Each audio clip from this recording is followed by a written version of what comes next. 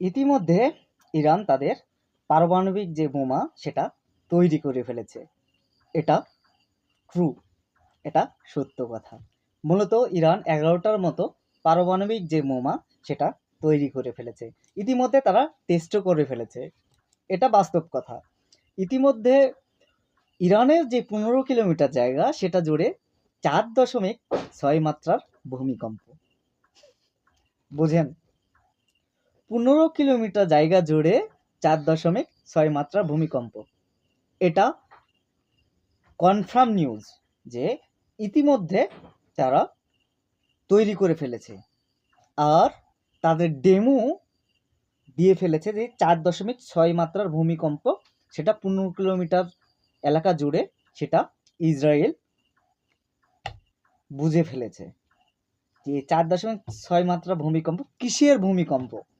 মূলত ইরানের গোপন তথ্যের মাধ্যমে আমরা পেয়েছি যে ইরান মূলত 11টার মতো পারমাণবিক বোমা তৈরি করে ফেলেছে।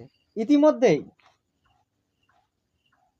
বিভিন্ন জায়গা থেকে খবর আমরা পাচ্ছি যে ইরান সত্যি এই বোমাটাই পারমাণবিক যে বোমা সেটা তৈরি করে ফেলেছে। ভয়ে কাঁপছে, সুপার পাওয়ারও ভয়ে কাঁপছে। কি বলছে না বলছে ডোনাল্ড ট্রাম্প এবং নেতানিয়াহু কিচ্ছু জানে না, পাগল হয়ে গেছে মোটামুটি। এটা সত্য কথা। মূলত কয়েকটা জিনিস বিশ্লেষণ করলে হচ্ছে দেখা যায় যে পারমাণবিক বোমা তারা তৈরি করে ফেলেছে। মোটামুটি তাদের বাংকার এবং যেগুলো নদীর মধ্যে তারা হচ্ছে যেই স্থাপনাগুলো তৈরি করেছে সেখান থেকেই মূলত যুদ্ধ পরিচালনা করছে। ইরানকে থামানো অসম্ভব, ইরানকে থামানো অসম্ভব। এখন তাদের যে একটা মিসাইল দেখলাম আমি সিসিটিভি ক্যামেরাতে যখন হচ্ছে নজরদারি করছিলাম, তখন দেখলাম যে একটা যখন মিসাইল মারলো, সিসিটিভি ক্যামেরা তো অনেক দূর আছে, যেখান থেকে পড়েছে সেখান থেকে ধুলো করে ফেলছে। আমার মনে হচ্ছে যে সেখানে যথাসম্ভব ইউরেনিয়ামের কোনো হচ্ছে ইয়ে আছে, না হলে এত শক্তিশালী ব্লাস্ট বিশ্বের কোনো মিসাইল দেখাতে পারে না, অসম্ভব।